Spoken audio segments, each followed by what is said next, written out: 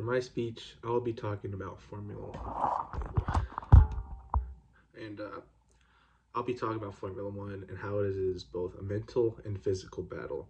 Let's imagine you're driving around a circuit for 2 hours going at top speeds at 300 kilometers an hour while trying to take tight turns and overtaking others. This is the thrill that Formula One drivers go through and the pressure they have to deal with. Um, During each race, studies have shown that drivers can reach heart rate of 182 beats per minute, as well as having cardiovascularity and energy consumption that's similar to marathon runners and soccer players. Uh, it is not just simply driving around a circuit in circles, there's a lot more that goes into it. Um, Many of these drivers facing these physical demands can come from both the engine, as the engine produces lots and lots of heat, reaching temperatures up to 122 Fahrenheit. They also have to wear these special fireproof race suits with multiple layers underneath of an underlayer, then the suit, as well as stockings and fireproof underwear. But with all that layers, they can sweat a lot. With the heat in the car and the layers they're wearing, can lose up to 5% of their body weight in sweat just from one race. From one race. Um, During the race, driving through corners and all that, the G forces on them can be a lot, experiencing up to 5 Gs at a time. Uh, all this gravity pushing down on them can make it hard for them to breathe, pump blood through their body, as well as just move their arms and legs. This is not only just a drive, they need to be physically fit to do this. Many of the drivers doing a lot of cardiovascular training, which pretty close to marathon runners in the same way they train. But not only do they need cardiovascular training, they also need to do a lot of strength training. As the G-force is pushing across their neck or down there, they need to have strong muscles to react to that.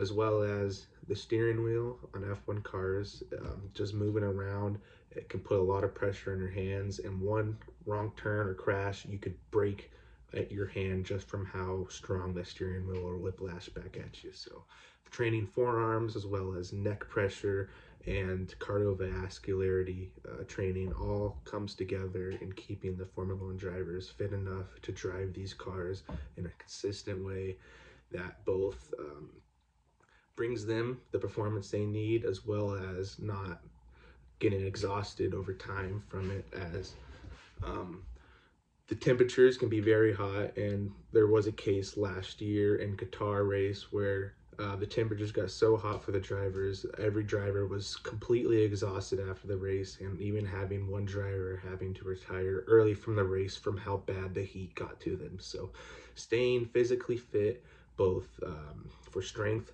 and cardio, is very important at performing your best and getting the results you need in the car. Um,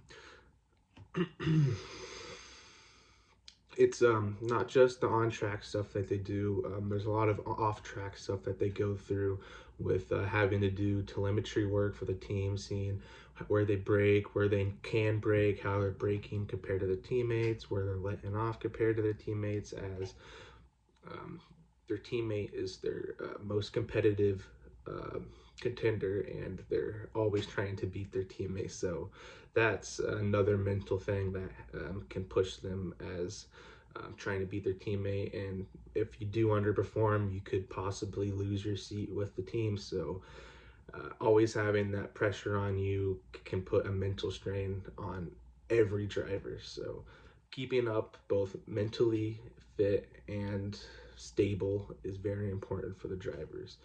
Um,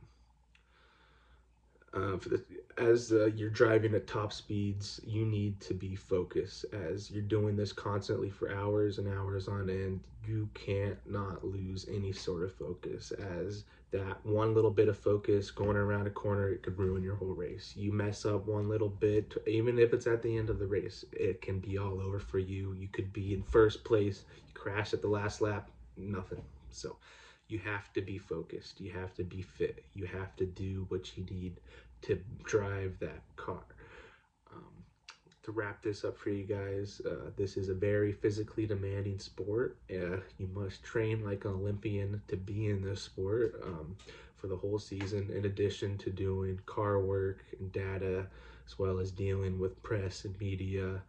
This might not seem like it's a terrible sport. It's pretty easy, you know, just driving around circles. How bad can that be? But there's a lot more than that.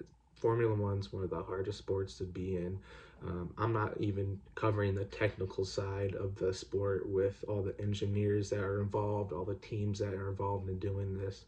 It is a very technical and physical sport that most people don't really see the full picture of you just being a casual viewer of it. But I hope I can help you people see, you know, just I don't know, a different side of it that the casual viewer might not see. So I appreciate your time. You have a wonderful day or night, and thank you very much.